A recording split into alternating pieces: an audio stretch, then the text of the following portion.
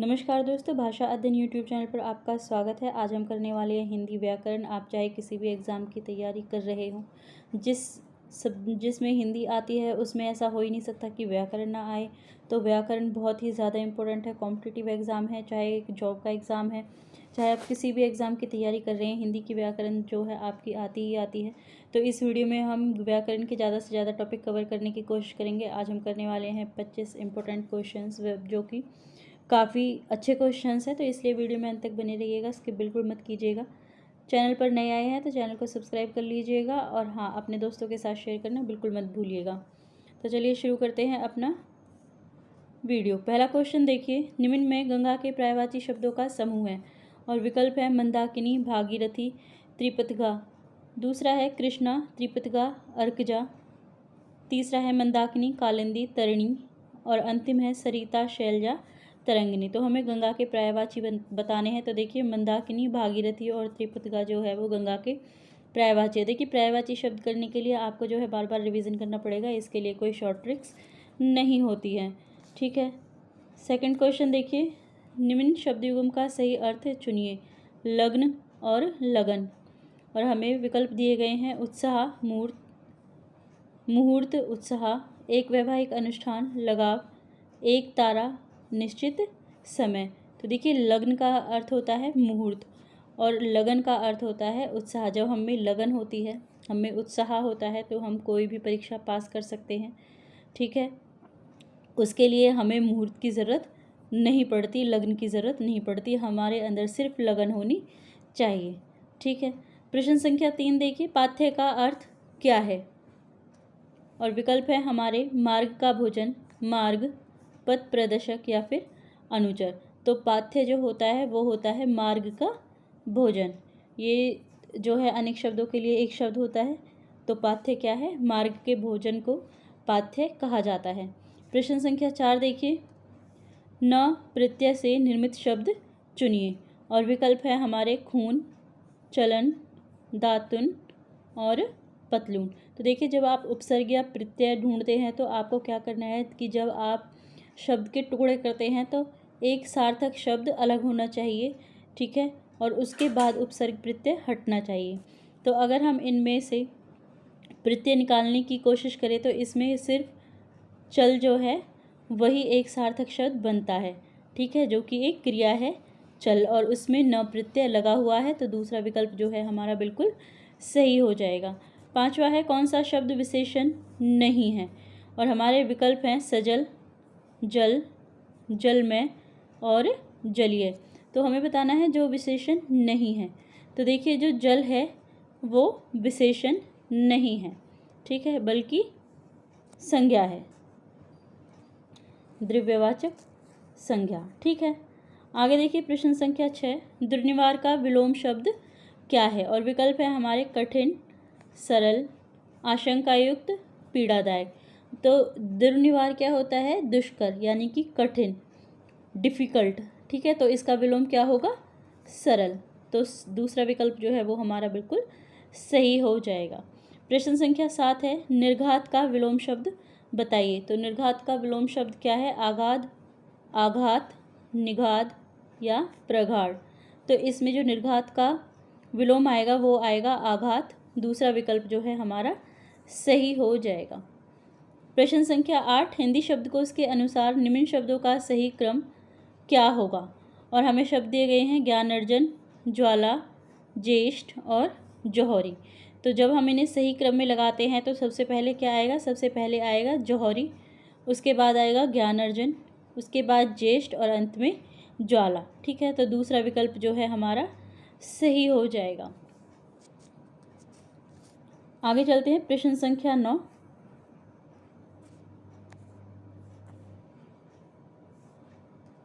हमारे स्कूल में कई सचिन तेंदुलकर है, इसलिए क्रिकेट में हम सदैव जीतते हैं।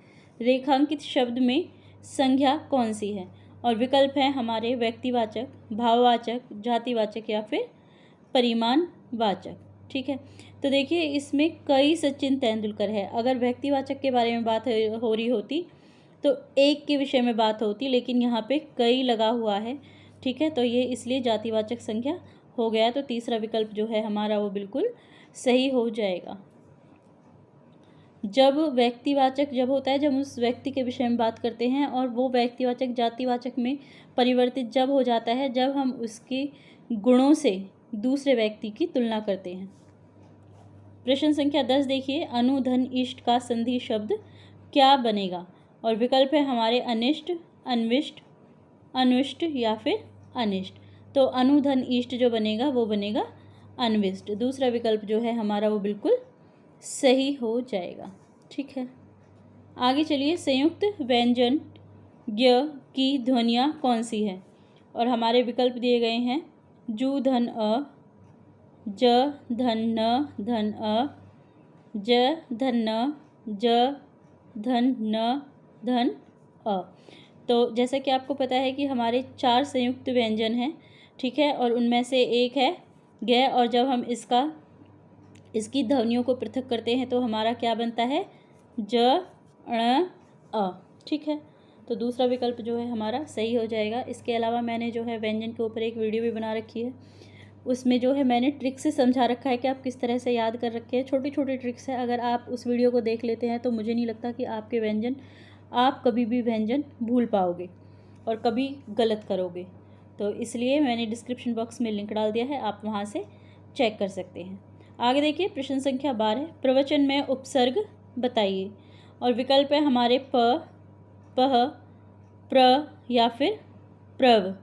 तो देखिए, प्रवचन में जब हम प्र निकाल देते हैं तो वचन एक सार्थक शब्द बनता है, तो प्र ही जो है हमारा उपसर्ग है। जैसा कि मैंने आपको बताया, उपसर्ग और प्रत्यय जब हम अलग करते हैं तो एक सार्थक शब्द बचता है। प्रश्न संख्या 13 देखिए, निम्न में से वर्तनी की दृष्टि से शुद्ध शब्द चुनिए। तो हमें शुद्ध बताना है, और हमारे विकल्प हैं एक संग्रहित, कोमलांगिनी और तदुपरांत। तो इसमें अगर हम वर्तनी की दृष्टि से शुद्ध देखते हैं तो कौन सा है? तदुपरांत जो है वो बिल्कुल शुद्ध हो जाता है। आप जितना रिवाइज करोगे शुद्ध, पर्यायवाची, अनेक शब्दों के एक शब्द आपको उतने ही ज़्यादा अच्छे से याद होंगे, क्योंकि ये सिर्फ अभ्यास से ही आप कर सकते हैं, इसके लिए कोई ट्रिक आप नहीं लगा सकते। प्रश्न संख्या 14, हरि शब्द का अर्थों का सही समूह कौन सा है? और विकल्प है हमारे विष्णु, सिंह, गज, विष्णु, सिंह, बंदर, अश्व, बादल, विष्णु, विष्णु, शिव, नारद। तो देखिए, जिसके लिए हरि शब्द का प्रयोग किया जाता है, विष्णु के लिए हरि शब्द का प्रयोग किया जाता है, सिंह के लिए हरि शब्द का प्रयोग किया जाता है, और बंदर के लिए भी हरि शब्द का प्रयोग किया जाता है। तो दूसरा विकल्प जो है वो हमारा बिल्कुल सही हो जाएगा। आगे है, गुरुद्वारा में कौन सा समास है? तत्पुरुष समास, द्वंद्व समास, बहुव्रीहि समास या फिर अव्ययीभाव समास। तो गुरुद्वारा में कौन सा समास है? बहुव्रीहि समास है। समास भी मैं करा चुकी हूँ, उसका मैं डिस्क्रिप्शन बॉक्स में लिंक डाल दूंगी, आप वहाँ से जो है देख सकते हैं। प्रश्न संख्या 16, दिए गए शब्द के लिए उचित पर्यायवाची, ये मिसप्रिंट है, पर्यायवाची कर लीजिएगा। पर्यायवाची बताइए किसका? सरस्वती का। और विकल्प है हमारे शारदा, वनिता, नलिनी, सुरसरी। तो इसमें जो सरस्वती का पर्यायवाची है वो क्या है? शारदा है। पहला ही विकल्प जो है हमारा सही हो जाएगा। प्रश्न संख्या 17 देखिए, दांत काटी रोटी, मुहावरे का अर्थ क्या है? तो दांत काटी रोटी का अर्थ बताना है आपको। तो हमें विकल्प दिए हैं परस्पर घनिष्ठता होना, परस्पर प्रतिस्पर्धा होना, परस्पर वैर होना या फिर परस्पर ईर्ष्या होना। तो दांत काटी रोटी मुहावरे का अर्थ होता है परस्पर घनिष्ठता होना। पहला ही विकल्प जो है हमारा बिल्कुल सही हो जाएगा। प्रश्न संख्या 18 देखिए, कौन सा वाक्य मिश्र वाक्य है? और विकल्प है हमारे, शोभा मुझसे कहती है कि जाओ, एक जोकर देखा जो भारी भरकम था, तुम इसलिए अच्छे हो क्योंकि तुम इसलिए अच्छे हो क्योंकि तुम मेहनती हो। ठीक है, और आगे है, दरवाज़ा खुलने के कारण चोरी हो गई। ठीक, तो इसमें आपको बताना है कि कौन सा जो है मिश्र वाक्य नहीं है। तो इसमें जो चौथा विकल्प है, दरवाज़ा खुलने के कारण चोरी हो गई, यह मिश्र वाक्य नहीं है। ठीक है, प्रश्न संख्या 19 देखिए, सावन हरे न भादो सूखे लोकोक्ति का अर्थ बताइए। और विकल्प है हमारे, परवाह न करना, बेशर्म होना, हमेशा एक जैसा रहना या निर्लिप्त रहना। तो सावन हरे न भादो सूखे का अर्थ होता है हमेशा एक जैसा रहना, उसमें कोई परिवर्तन ना होना। प्रश्न संख्या 20, निम्न में से मूर्धन्य वर्ण कौन से हैं? और हमारे विकल्प हैं अ, ई, री और ए। तो जो मूर्धन्य वर्ण है वो कौन सा है? री है। देखिए मैंने जो है स्वर और व्यंजनों का उच्चारण स्थान जो है बहुत अच्छे से करा रखा है। आप अगर उस वीडियो को एक बार देख लेते हैं तो आपकी जो है सब डाउट्स जो हैं क्लियर हो जाएंगे। और मैंने डिस्क्रिप्शन बॉक्स में लिंक डाल दिया है, आप वहाँ से देख सकते हैं। प्रश्न संख्या 21 देखिए, प्रोत्साहन का संधि विच्छेद कीजिए। प्रधन उत्साहन, प्रह उत्साहन, प उत्साहन और प्रोत्साहन। तो अगर प्रोत्साहन का हम संधि विच्छेद करते हैं तो क्या बनता है? प्रधन उत्साहन। ठीक है। प्रश्न संख्या 22 है, बंध्या शब्द का विलोम चुनिए। उर्वर, उपजाऊ, उर्वरा या बंजर। तो देखिए बंध्या शब्द का बंजर जो होता है वो तो समानार्थक शब्द हो गया, बंध्या का होता है बंजर। लेकिन अगर इसका हम विलोम चुनेंगे तो क्या होगा? उर्वरा यानी कि उपजाऊ। प्रश्न संख्या 23, निम्न शब्दों में से तद्भव शब्द चुनिए।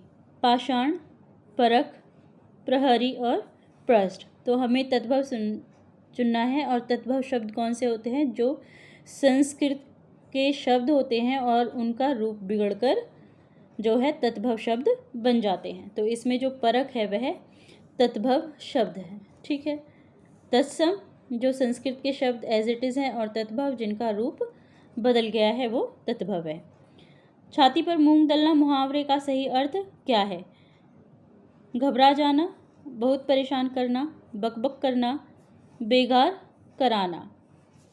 तो छाती पर मूंग दलना क्या होता है? बहुत परेशान करना। दूसरा विकल्प जो है हमारा सही हो जाएगा। और आज का अंतिम प्रश्न, भाई बहन में कौन सा समास है? द्विगु समास, द्वंद्व समास, तत्पुरुष समास या फिर बहुव्रीहि समास। तो अगर हम भाई बहन की बात करें तो भाई बहन, भाई और बहन, तो इसमें ना कोई बड़ा है ना कोई छोटा है, दोनों ही पद प्रधान है। तो ये कौन सा होगा? ये द्वंद्व समास होगा। ठीक है। तो ये थे आज के टॉप 25 क्वेश्चंस। आई होप आज की वीडियो पसंद आई होगी। वीडियो पसंद आई है तो वीडियो को लाइक ज़रूर करें और चैनल पर नए हैं तो चैनल को सब्सक्राइब भी कर लें।